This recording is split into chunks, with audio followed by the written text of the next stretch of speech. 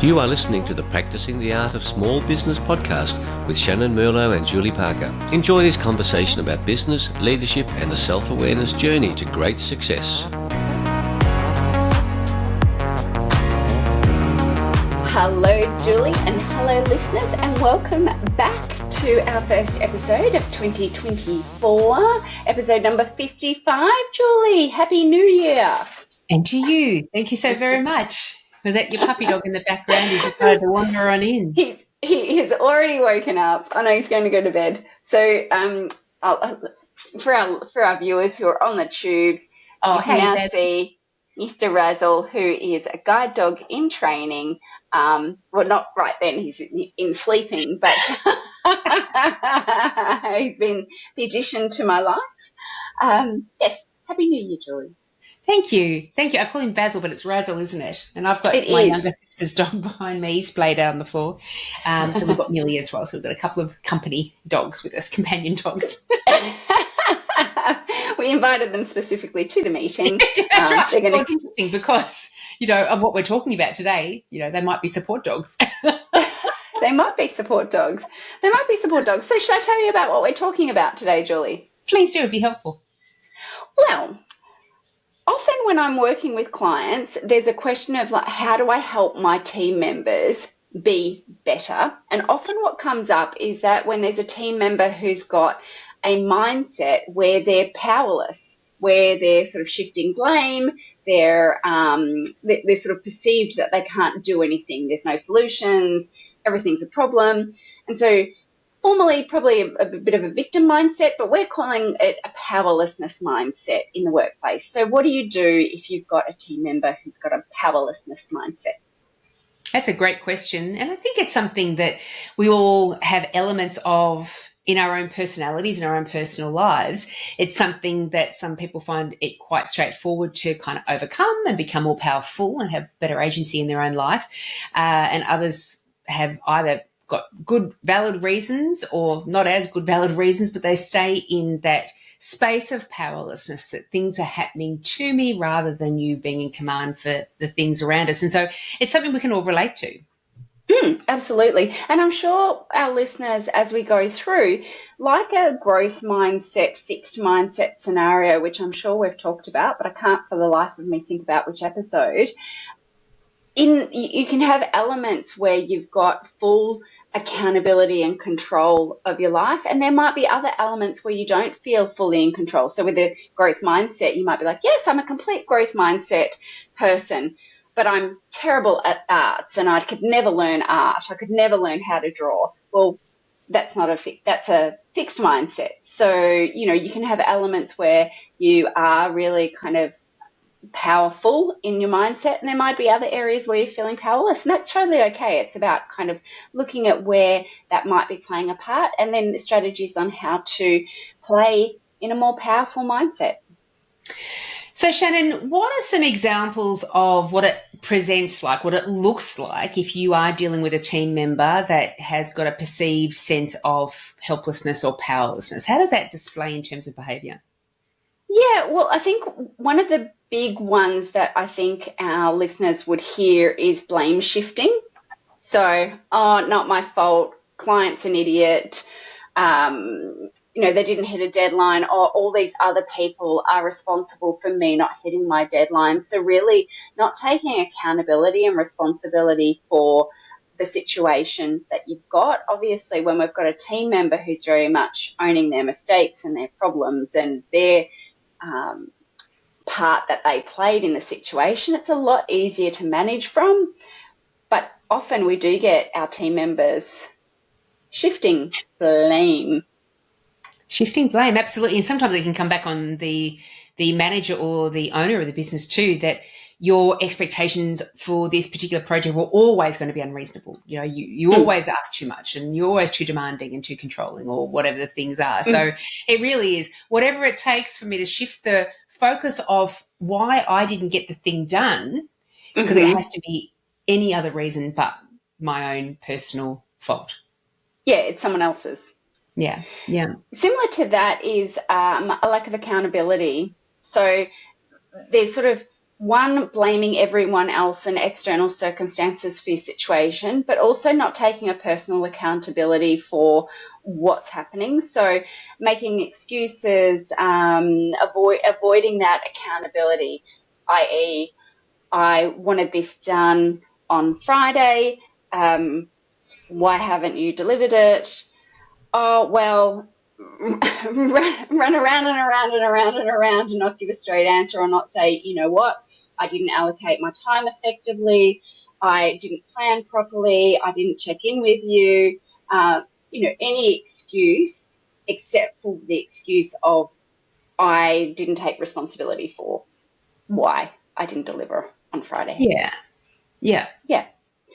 Other ways that you can tell is a negative emotional kind of mindset. So what that means is when you've got someone who sort of has a baseline emotional mindset of frustration, anger, hopelessness, resentfulness, things like that, that can actually help kind of, if you pick up on that, when a person's got a general negative frame of thinking, that can actually be a signal that someone's got a powerless mindset. Instead of them being in that space of woe is me, it can manifest in other ways, such as being angry, feeling resentment towards others, that sort of thing.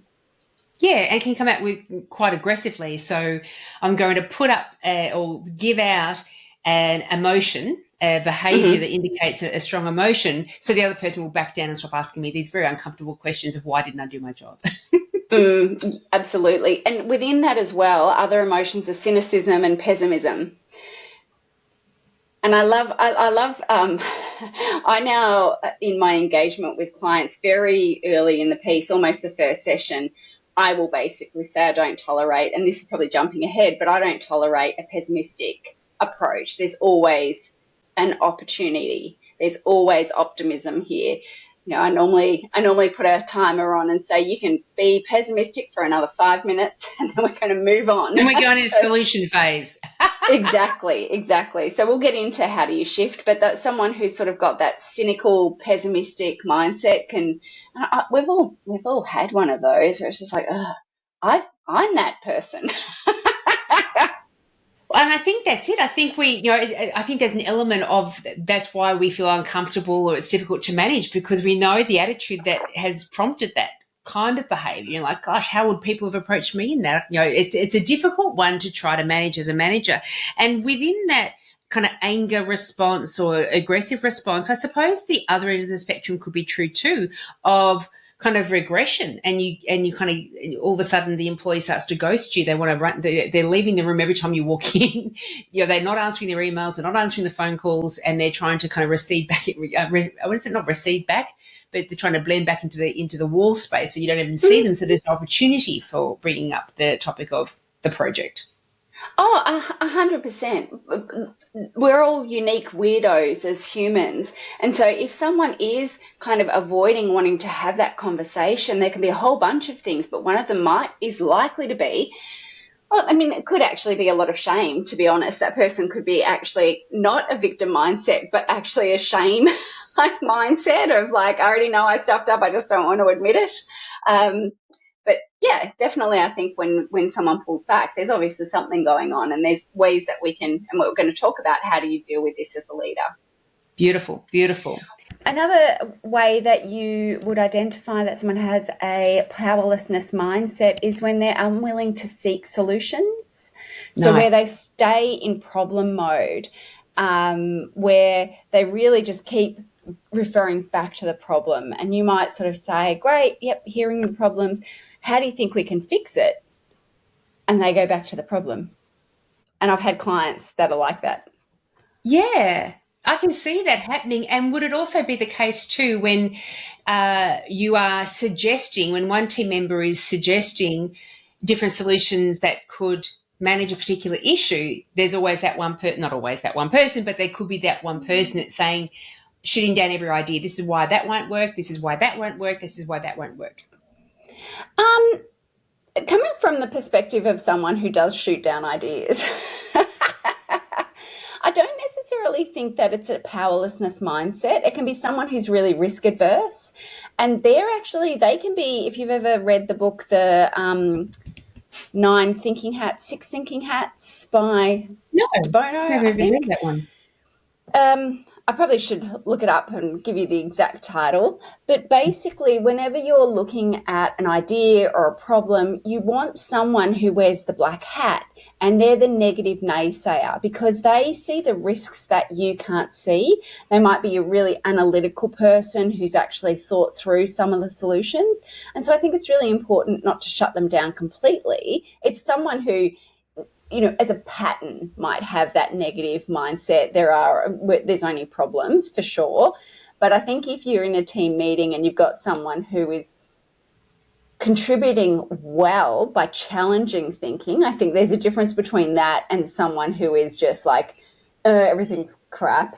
Nothing ever For sure. works. It depends on their agenda. If their agenda is to continue moving forward but just highlighting with a risk, fantastic. I agree with you. I think we all need that. But you can tell that agenda sometimes when it's just so we don't have to move forward with anything.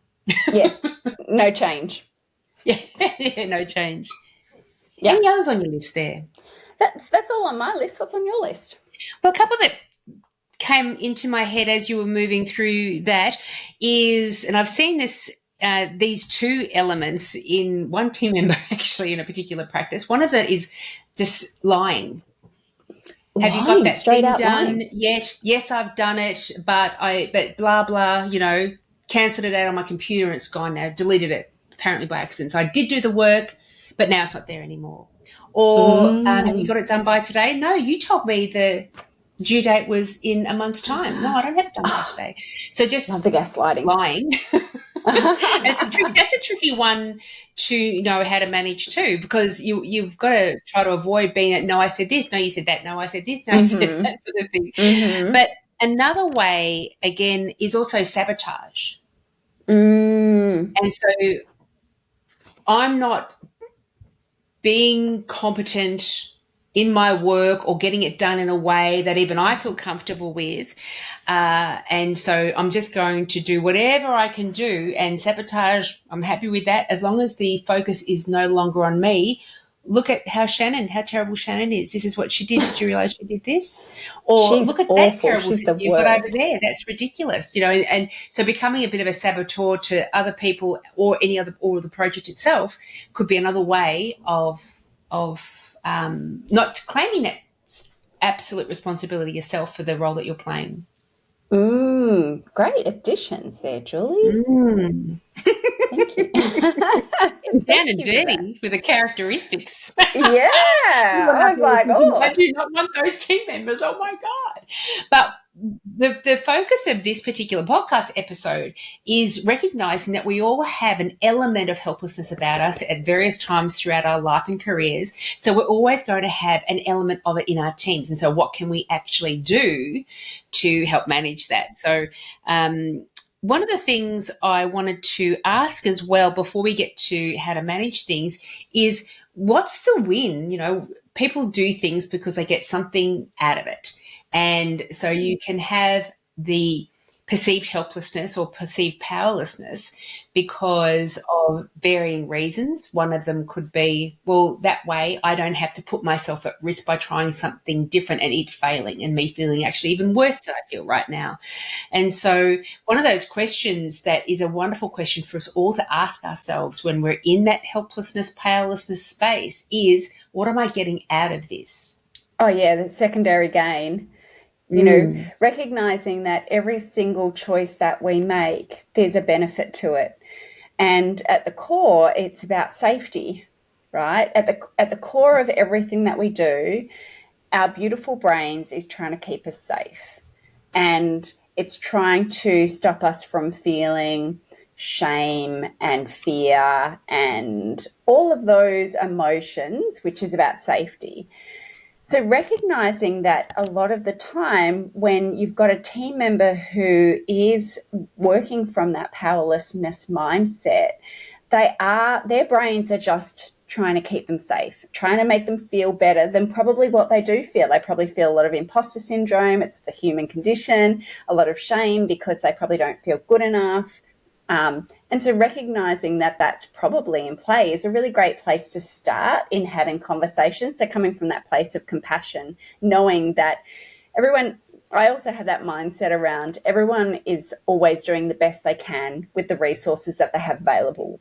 So even when someone's trying to sabotage everyone else, they're deflecting attention from themselves because they're probably in a real shame, fear, imposter mindset, and by deflecting to everyone else they can protect themselves from feeling those emotions. So coming from a place of compassion, that there's been a lot of experiences that they've had that they're using this as a protection device, can help us just have more, I think, authentic, genuine, caring conversations with people, not in any way accepting that that's a good thing, but just coming from a place of compassion. I completely and utterly agree. And it's like if we had a particular thing that was going on in our own life. For example, if we were sabotaging ourselves as entrepreneurs, which is a very common thing because one of the things that come up for entrepreneurs is, that's right, I don't know what you're talking about. Who do you think you are? Who do you think you are? Why would anybody listen to you? Why do you think you're better than everyone else? And there's such beautiful thoughts. But if you just manage that situation by saying, just don't say the thoughts, you're not going to be all that successful. You want to get back to, why am I saying those things to myself subconsciously, or, in the noise in the background? Why is that happening? And if I deal with the why, the foundational truth behind it, I'm going to be more successful. And so we are going to be more successful in our management of teams in this space if we don't just tackle the behavior, but we go one step deeper into why. Why are they behaving in such a way? And our own awareness, and to look back into ourselves again, put ourselves back into that powerlessness mindset ourselves and think, what was going on for me? Because the more we understand ourselves, the more we understand people around us as well. I mean, you're really just talking about emotional intelligence there, Julie. And I think as business leaders, that's one thing that we really should be fostering more than any other skill, is really that emotional intelligence. So the more that you can actually take a step back and kind of foster your own emotional intelligence, your own sort of integrity around, I'm seeing this in someone else, but does this exist within me? When did it exist within me? How am I portraying this? That from that place we can then help others. And I also, probably one of the things that I do want to say is that we're not responsible for being the psychologists for our team members. We're not in any way saying, here, you need to talk about to your employees about their really difficult emotional traumas, but it's just coming from Come here, lie on the couch. yeah, exactly. Tell me all about your family. We're just saying to come from a place of compassion, understanding, empathy, because from there, that's where you can get change. If someone is in fear of shame and self-blame and self-criticism, and you stack on top of that, you're not going to get anywhere. Because a lot of the time, I think when someone's in that powerlessness mindset, they're actually seeking validation, they're seeking care, and they're seeking help. So sometimes if you give them a little bit of that, it can make the world a difference. Yeah, and they can kind of join you on the same page a little bit and moving through it, rather than feeling like you're a combatant and unhelpful, don't understand me, and so we're going to stay poles apart. Yeah. All right, so let's say we've identified that we've got someone who's got this powerlessness mindset. What do you think are the best strategies to help move them forward, Julie? The first one that comes to my mind, putting myself in that position, I would say to have a one-on-one conversation with the team member and say, be specific. I observed this, and it made me think that maybe you're not feeling completely powerful in that moment. And I just wondered, what was your perception of what happened? What are your thoughts? And I think, one of the things that we don't do often enough when we are in communication with another person, we're so busy telling the other person why we think that they're wrong or need help or need need to adjust their behavior, that we forget to ask, what's going on for you? What's going on in your head? Of course, to be able to have them to be frank and open, we need to have already established that nice trusting relationship where what we say is just between us. It will not affect the way your employment or the way I perceive you. I won't be sharing the details with anybody else. You know, this is a safe place. So you need to have established that relationship already. But I certainly think, you know, stating, if we're too vague in what we're talking about, that's unfair to the person as well. And I think it was Brené Brown that said, unclear is unkind. So be very clear. Clear is this kind. is what I Unclear observed, is and this was unkind. the thought that went on in my head. What are your thoughts? That's really beautiful, Julie. I think that that's really such a compassionate way to approach it, and definitely that observed behaviour. There's nothing worse than, I go back to my days of being managed by terrible managers, and whenever there was negative feedback, there would just be this overarching, you know, you're crap. Well, give me an example of when I was crap. You don't seem dedicated. In what way? I'm working like 11 hours. Which part of my dedication is missing? You know, this is the thing. You know, be very specific about an observed behavior, because that also then, it means that there's a tangible, I saw you, experienced you doing this, the impact was this. And I really love that kind of understanding where people are at. That's that the dissonance, the cognitive dissonance between where they are here and where you want them to be here, understanding the current state and understanding the future state. Really, there's a lot to be gained in helping to understand where someone else is at, especially with how they perceived that behaviour, how they perceived that experience, because we know that there's how you saw it, how I saw it, and what the reality was. Yeah, and none of them ever meet. Correct, exactly. One of the things that we've mentioned it on many an episode, but the above the line, below the line thinking is something that I really encourage organisations to foster in their culture overall. And you talk about a constant, never-ending improvement mindset. I think that when we can give our teams some frameworks of how we're going to think in the business, just from this is just how we do things, it can circumvent a lot of the he said, she said, I don't agree, I'm not like that, blah, blah, blah, blah, blah, blah, blah. Because what you can do is sort of say, I observe this behaviour. In my mind, that's playing below the line. I'll go into more detail about what that is. That's in my mind below the line. What do you think an above the line behaviour would have been in that circumstance? So you can actually circumvent that a little bit. So below the line is the thinking that you are at effect of what's happening to you. So basically everything is happening around you and you're at effect of that. And often blame is there.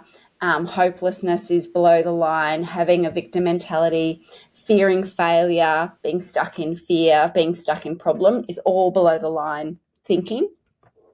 Above the line thinking, in contrast, is things like, and for anyone who's watching, I've got like a little picture which has been sitting on my desk for years because I think this is just, if we only lived with this one personal development tool, life would be so much easier. So above the line is things like taking responsibility, know that we've got choices, finding hope, thinking about abundance mindset, seeking feedback instead of seeing feedback as failure. It's just feedback. It's an opportunity. Being solution focused and action orientated is all above the line thinking. So if you started off someone new and within your organisation said, this is how we think, this is where we are, you start to adopt a culture of above the line thinking. So when someone is in that powerlessness mindset, then you've got an organisational cultural standpoint that says we don't tolerate this level of thinking. We want a higher level of thinking. Yeah, I love it. And I think that's having it part of the culture, because my version of a successful team culture is one where everybody is very clear on what actions and behaviours are helpful to the organisation in any way. whether it be managing a customer complaint or rolling out customer service or managing a dispute with another team member or whatever the things are. And so I think we have to be also very clear in how, for example, taking responsibility. What does that look like in terms of behaviour and actions? And so if you've raised up, Shannyn, when I asked you where you were at in the team meeting with your project and you gave me all the reasons why it wasn't finished on time, I feel like that, from my perspective, that's coming from quite a powerlessness state or mindset. And, what are your thoughts about that? And then I think the next helpful step is saying, well, what I perceive as a powerful way to manage that sort of situation was to say there are follow-up and tracking of project opportunities with our morning huddles or our stand-up meetings every morning, where I'm going to start highlighting the barriers to me getting this project done on time. I understand what the deadline is, and I understand if I've got any further barriers to achieving it, I'll be coming to you straight away. And if I don't hit the mark, then I'll just say that's not done yet. I understand that it's important, and let's organise a fresh due date that I'll then be able to stick to and make sure that I stick to, asking for additional support if I need to. What are your thoughts about managing it? Do you see that as being a bit more powerful? Do you have a different idea in mind how you could manage it?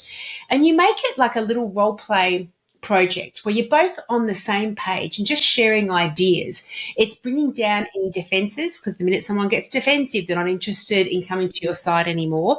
And it's making it like a little even space that we can both come up with something that we agree upon as a powerful way forward. Because I think sometimes there are barriers, because you could say to somebody, a new employee, for example, you are a bit resistant to learning and growing in our role plays and team meetings and team training sessions. What I want you to do is be a bit more comfortable in making mistakes. Stop trying to avoid making mistakes. Can you do that moving forward? However, if you came back to making mistakes, we observe that that's all part of learning and growing. So we embrace mistakes. What barriers are in place for you when you, in terms of making mistakes? They may turn around and say, well, you're okay with making mistakes, but my manager isn't. Yeah. They make me pay for mistakes. And so we need to be in that inquisitive space of trying to identify where the barriers are, but also showing them as much as possible, this is what success looks like to me. What are your thoughts around that? Is there a version of success that you can drag from that? Yeah, I love how you came around to that, because I think sometimes if we say, what I want from you is to take responsibility, and what that is I need you to come to me if you're going to be running late on that from now on.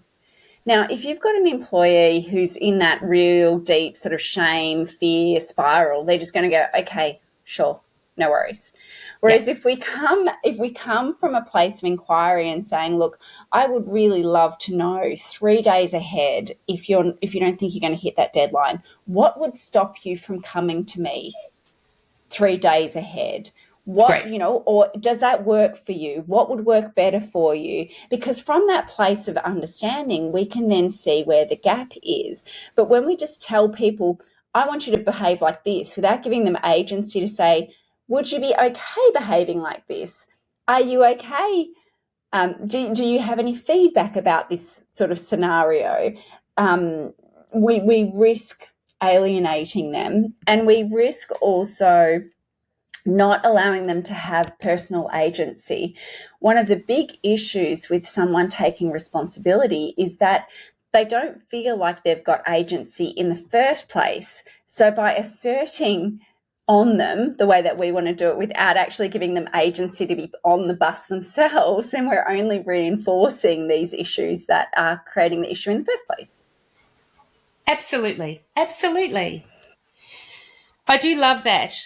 And recognise that just because they didn't take full responsibility in the moment, that's not a failure on the person or a failure on the management or a failure in your recruitment or onboarding process or whatever the thing is. Your team culture is not a failure of that. This is all that constant and never-ending improvement journey.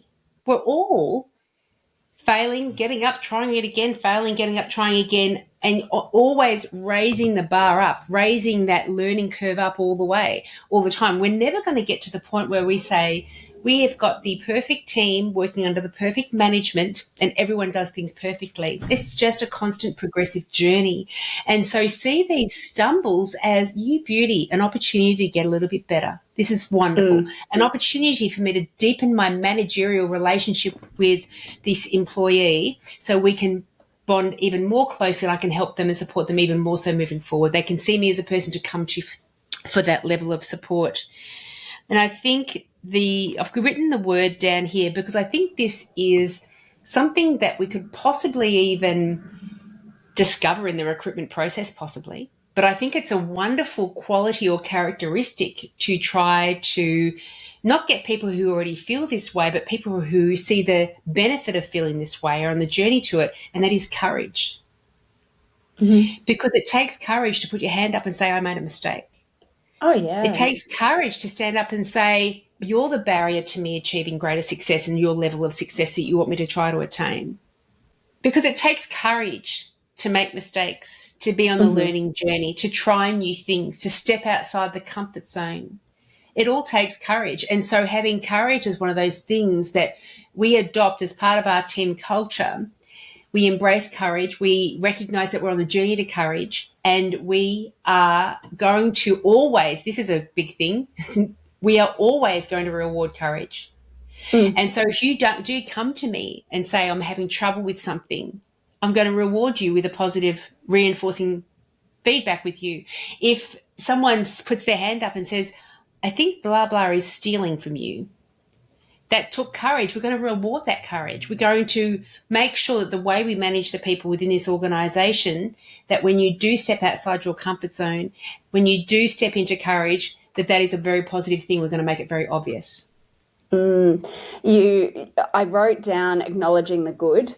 And so I think that that's right. I think this isn't about like the sandwich, the feedback sandwich of like, you do this really well, but you're really terrible at all these other things, but good on you.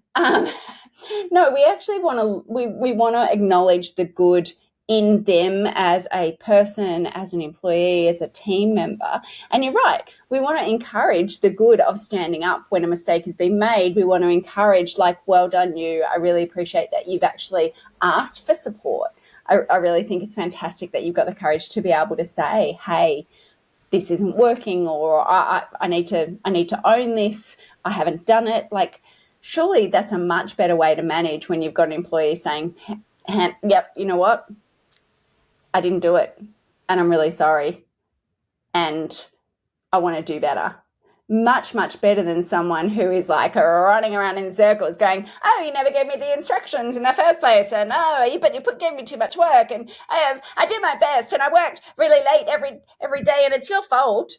What a beautiful opportunity for everyone else as well, that in that team meeting when someone does say, I should have got it done on time, I was slack with my timing and I didn't get it done, to be able to say to that person for their benefit but also for the rest of the team, well, first up, thanks for standing up and telling the truth, or whatever. It sounds a bit harsh in itself, but thanks for taking responsibility. Thank you. That's meaningful. Okay, let's get a new due date for you, because it's not going to just impact that one person. The rest of the team now see what is rewarded in this organisation. And I wonder, my thoughts go, well, surely the naysayers would be going, yeah, but if you're not kind of attacking someone because they didn't get it done, then you're not going to drive performance. But actually it's a false narrative that we need to yell and shame and attack in order to get better performance. A culture where actually we encourage people to take responsibility wholeheartedly is going to drive better performance in the business overall. You're going to get a lot more team cohesion when someone can say, I'm really struggling, or I'm actually not going to get this done, than someone who, and ahead of time, than someone who lets the due date drag and then they kind of hide and hope that no one notices, and then it doesn't get done, and then you've got a culture of things that just don't get done. Yeah, That's it. So That's it. it's going And I think it's, I'm going to show off that I know a little bit of Latin only because I've heard Charles say it so often. Res ipsa loquitur. Res ipsa loquitur is let the facts speak for themselves. And so if you are the type of manager that thinks you have to yell and intimidate to have people and threaten, in essence, to have people stick to their deadlines, how many people are sticking to their deadlines? What level of quality are those projects coming back to you with? What is your staff turnover? What's your team culture score? And let the facts speak for themselves, because quite often it is getting a job done that brings about the worst characteristics of people rather than the best characteristics of people. Julie,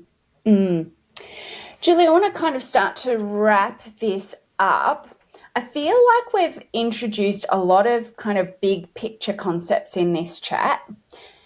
Do you think there's one kind of takeaway message or helpful point that would summarize this for our listeners? For me, it is just recognize that the reason this person isn't doing the right thing is because they are a victim and they need to stop being a victim. That is one of 100 different reasons that's going on. And so it does come back for me, it does come back to the situation that in order for any one of your team members to deliver a strong performance, it's a 50-50 deal.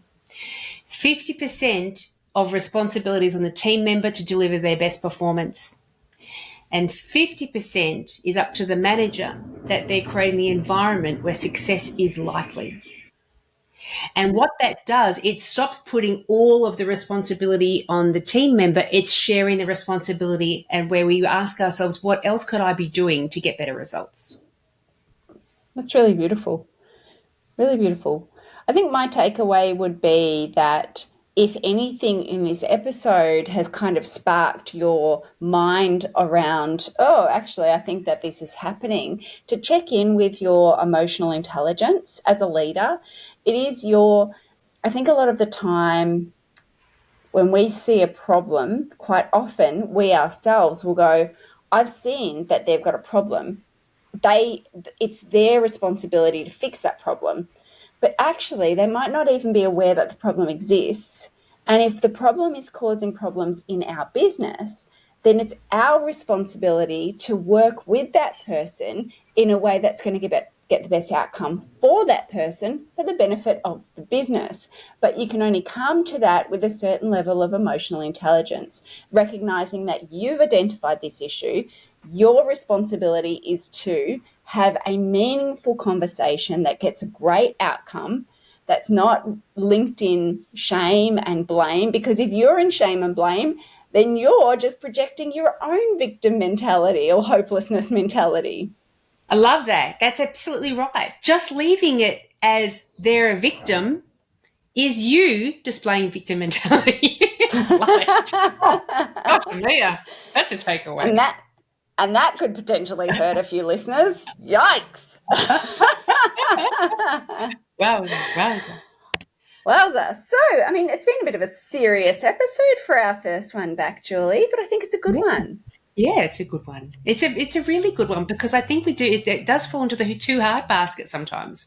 How do you deal with that person? That's too hard. Let's look over here. Can I just move them on? I'll put them in this is like the office. I'll put them in the cupboard. I'll move them into the cupboard office. So perhaps with a little bit of a rappity rap, Julie, what we talked about today was a powerlessness mindset. I'm really glad that for the most part we got that word out successfully many, many times. So when someone's sort of blame shifting, not taking responsibility, has that kind of negative emotional standpoint, not seeking solutions, self-sabotage, and there was something else that you said and I didn't write it down. When lying, self-sabotage, ghosting. Lying and ghosting, and they're beautiful. So when you've got that, the place to start is, before you even get that, start to implement a culture that actually encourages above the line thinking. Then if you're observing a behavior that is a helplessness behavior, have a conversation with that team member that gives specific examples about how you observed the behavior, the perception of what happened, your perception of that what happened, but then having a proper understanding where they're coming from, understanding what their situation is. When you give suggestions of how to improve what success looks like, be really inquisitive in that conversation. There's nothing worse than having a conversation with someone saying, I just want you to do better, so do better. And the person says, okay, sure. Without no further saying, information, that's helpful. Yeah, okay. Yeah, without sort of saying, do you understand what better looks like? Do you need support in doing better? Well, how can the organisation help you to be better? And with some better metrics around what better means. And the takeaway is, I forgot your takeaway again. I didn't write down. I'm out of practice. I got my takeaway. So my takeaway was, as rather than just blame everything on the victim mindset employee, recognise that you have a role to play in that as well, an equal role in the outcome. Mm-hmm. Beautiful. And that takeaway? And that wrapped around my emotional intelligence. And that's right, our emotional intelligence. That's right. Yes. Seek first to understand yourself. Seek first to understand, then be understood. Yeah. And that wraps up our episode number 55, first one back for 2024. There's a bow around it. I feel slightly out of practice, but, we still got there at the end. It'll be in the can. It's in the can now. It's in the can, man. Well, thanks, Shannyn. I look forward to seeing you next time. I look forward to seeing you next time, Julie. And thank you, listeners, are coming back to us for, is this our third year? It would be our third year. We've entered into our third year. Wow. We're a toddler. Yeah, that's why I felt out of practice. We've hit our toddlerhood. I'm just running around bashing my head into things. Well, we'll see you next time. Thanks, Julie. Thanks, listeners. Bye. Bye.